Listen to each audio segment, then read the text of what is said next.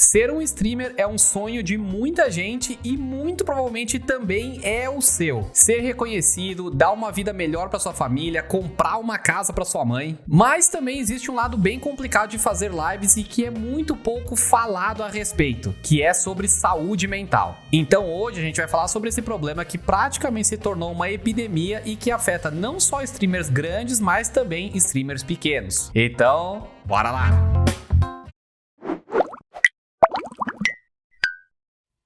Olá, boas-vindas ao Escola para Streamers. Eu sou o Edu Marques, publicitário, criador de conteúdo e eu já fui vendedor em shopping. Antes de a gente começar, deixa eu falar que eu não sou nenhum profissional da área da saúde mental. Na verdade, esse assunto surgiu no canal do Devin Nash e eu achei que seria bem importante a gente falar sobre isso aqui também. Inclusive, se você manja inglês e você quiser ver o vídeo completo dele, que tem mais ou menos uns 45 minutos, eu vou deixar o link aqui na descrição. Como a gente comentou, o desgaste mental é uma coisa que afeta não só streamers grandes, mas também streamers pequenos. No caso do streamer pequeno, muitas vezes você tem aquele problema de não saber como atrair pessoas, de não saber como divulgar o seu conteúdo. E aí a pessoa fica lá 2, 3 meses fazendo live pra 1, 2 pessoas e não consegue sair do lugar. Ou então, pior ainda, quando a pessoa lá tá começando a fazer stream e aí ela olha pros streamers grandes fazendo live todos os dias e quer fazer exatamente a mesma coisa. Só que você fazer lives todos os dias por 8 horas é absurdamente desgastante. E a primeira coisa que a gente precisa entender é que a maior parte dos grandes streamers não fazem live de 8 horas todos os dias porque eles querem, e sim porque eles têm um contrato com horas que eles precisam cumprir. Por mais que você faça live de um jogo que você gosta, de um jogo que você adora,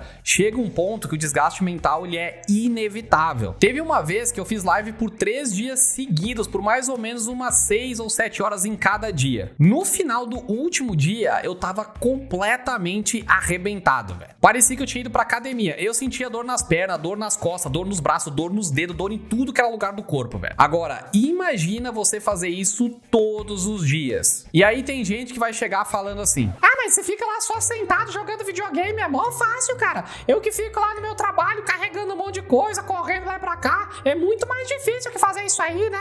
Sim, a gente não tá dizendo que não existem outros trabalhos que são mais difíceis do que fazer stream, mas não é por isso que a gente tem que diminuir o tanto de empenho, o tanto de trabalho e o desgaste que é você fazer live todos os dias como os grandes streamers fazem. E assim, eu tô colocando 8 horas, mas tem streamers que fazem mais do que isso. Um exemplo disso é a Maran, que faz live quase todos os dias, em média 12 horas por live. Se você quiser ver por você mesmo, eu vou deixar aqui embaixo um link do Twitch Strike, ele coleta dados da Twitch. E lá você consegue ver quantas horas os grandes streamers fizeram de live no último mês. E aí você faz as contas e vê quantas horas dá por dia. Então muitas vezes uma coisa que começa porque você acha divertido, porque você acha que vai criar entretenimento, acaba se tornando um grande peso na sua vida. Porque imagina assim, se você faz live de um jogo que você gosta, e aí tem sempre aquela pressão que quando você vai trocar de jogo, você acaba perdendo o público. E aí você se sente meio obrigado a ficar fazendo live sempre daquele jogo, só que chega uma hora que você simplesmente não tá com vontade de jogar aquilo. Além disso, quando você tá fazendo stream, quando você tá ao vivo, você também tem que ficar tomando cuidado com as coisas que você fala. Porque muitas vezes uma coisa que você falou ali na hora sem querer, ou ficou meio errada, você não se expressou direito, pode acabar virando um problema gigantesco. Além disso, você ainda tem que lidar com os haters e os trolls da internet. E infelizmente o ser humano, por uma questão evolutiva, é muito mais fácil para ele absorver comentário negativo do que o comentário positivo. Se você tá fazendo uma live lá, se você recebe 99 comentários te elogiando, você fica até feliz na hora, você acha legal e tal. Mas se uma pessoa fala uma coisa negativa, você fica pensando naquilo o resto do dia inteiro, velho. E isso acontece porque lá no começo, lá nos nossos antepassados, quando alguém falava alguma coisa errada pra gente, isso representava uma ameaça. E por representar uma ameaça, você acaba prestando muito mais atenção naquilo, porque pode trazer algum perigo. E é justamente por isso que ainda hoje, quando você ouve uma coisa negativa, você presta muito mais atenção, aquilo te marca muito mais do que coisas positivas que você ouve. A gente até gravou um vídeo falando sobre como você pode lidar com os haters e utilizar eles até o seu favor. Eu vou deixar o link aqui em cima, então depois assiste lá. Outro ponto que pode ser bem problemático é o desgaste da sua voz. Porque como você é um streamer, você precisa falar, a sua voz é uma das coisas mais importantes que você vai ter para criar conteúdo. E imagina você lá todos os dias durante 8 horas, você gritando, falando alto, emocionado, criando conteúdo pro seu público. público. Então esse negócio de você fazer live todos os dias por 8 horas, mesmo que você esteja sentado jogando um jogo que você gosta, é absurdamente desgastante. Inclusive, se você tá começando, a gente até gravou um vídeo falando por que você precisa fazer menos lives. Então depois que você assistir aqui, vou deixar o link aqui em cima, assiste lá. Outro problema que acontece, que cria muita ansiedade nos streamers, principalmente na Twitch, é que quando a sua live tá off, o seu canal tá basicamente morto. Porque no caso da Twitch, ela é uma plataforma que é única e exclusivamente para você criar conteúdo ao vivo. Então até tem os clipes, tem os voices e tudo mais, mas não é uma cultura das pessoas consumirem conteúdo nesse formato, nessa plataforma. Então isso acaba gerando uma pressão de você estar o máximo de tempo possível ao vivo ali para as pessoas descobrirem que você existe. E uma das coisas que mais destrói os streamers mentalmente é o foco em métricas de sucesso, como por exemplo, média de viewers, subs, follows e etc. Inclusive, um dos maiores erros dos streamers é focar nessa média de público diária. Então, por exemplo, você vai lá, você faz uma live, hoje você tá com 20 pessoas, amanhã você vai fazer outra live, você tá com 3. E aí a pessoa já fica pensando, meu Deus, o que eu tô fazendo de errado?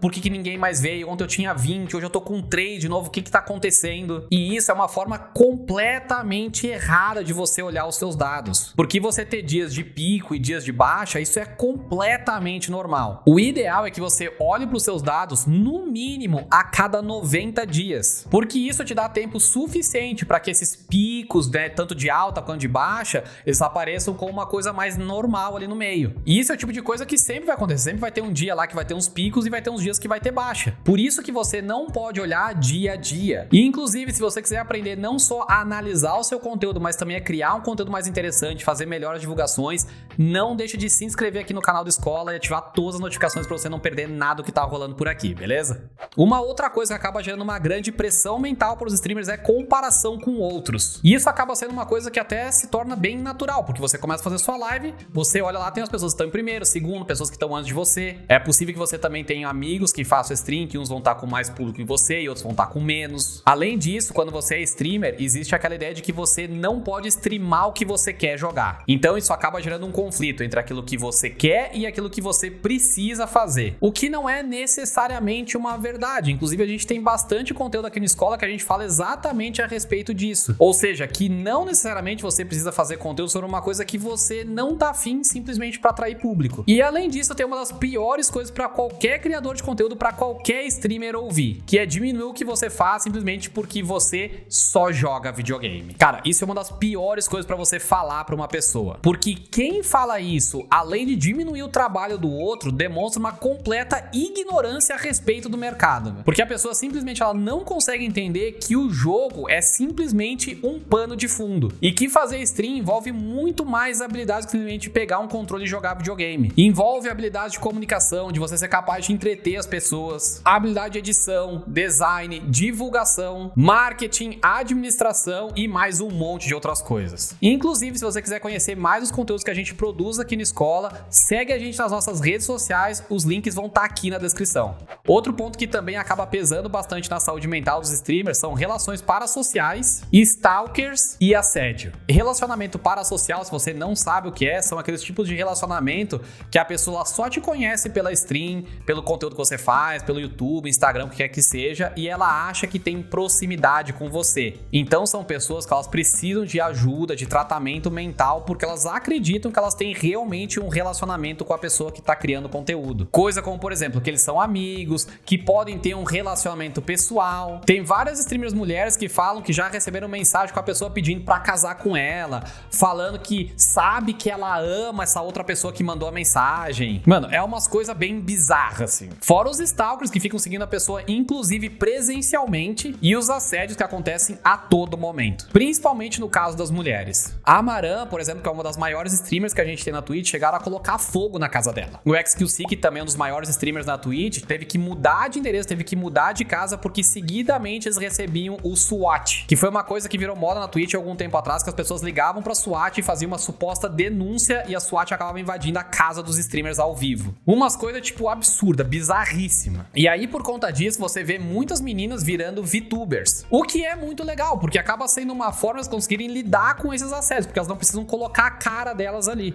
Principalmente na Twitch, a gente tem a questão da competição direta entre os streamers. Porque você tem lá um diretório que ele basicamente coloca todos os streamers um contra os outros. E a Twitch, mesmo sendo a principal plataforma de streaming que a gente tem atualmente, ela é uma plataforma que porque ela é muito nichada. Ou seja, a grande maioria das pessoas que assistem live na Twitch são as pessoas que gostam de assistir live somente na Twitch. Enquanto que a grande maioria das pessoas simplesmente não conhece a Twitch, ou até já ouviu falar, mas nunca entrou lá, acha complicado, acha esquisito. Ou seja, a consequência, por mais que a gente tenha tido uma pandemia que trouxe aumento e tudo mais, mas de forma geral, na Twitch você tem sempre o mesmo público ali dentro. E aí, por consequência, a gente tem uma coisa que a gente chama de cross-viewers, que são pessoas que assistem o conteúdo de uma pessoa e também assistem conteúdo de outro streamer.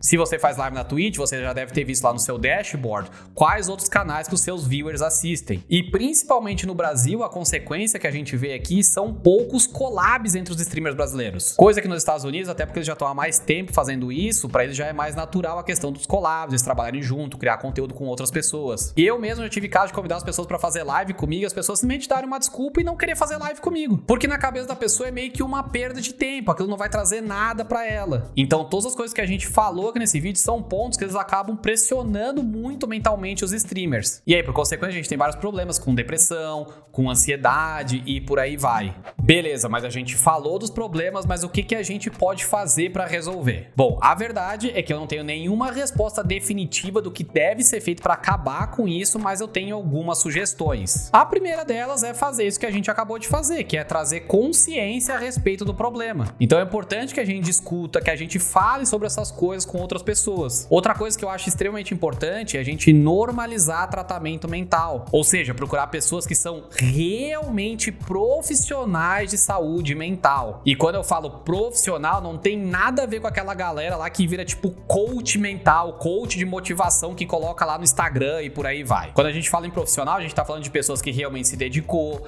que estudou e que realmente utiliza a ciência para ajudar outras pessoas. Outra sugestão que eu dou é você diversificar. E aí é diversificar não só em conteúdo, mas também em habilidades e monetização. Ou seja, se você quiser se tornar um criador de conteúdo profissional, é importante que você não dependa apenas de uma fonte, que é uma coisa que eu vejo muitos streamers querem fazer live, mas querem depender simplesmente de donate e sub durante a live. E isso é uma das piores coisas, porque justamente cria essa pressão de que você tem que estar sempre ao vivo para poder ganhar dinheiro. Inclusive, a gente até gravou um vídeo sobre monetização, então depois que você terminar de ver esse vídeo, vou deixar o link aqui em cima, então assiste lá. Se você diversifica suas fontes de renda, da onde vem dinheiro para você, você tem muito mais liberdade, você tem a sensação de que você pode tirar folga se estiver cansado. E isso é extremamente importante, que você não tenha a sensação que você precisa estar ali, que você é obrigado, não importa como você esteja se sentindo. E na questão das habilidades, é importante que você desenvolva conhecimentos até para que daqui a pouco, se você não quiser mais fazer stream, se você quiser trabalhar numa empresa ou qualquer outra coisa,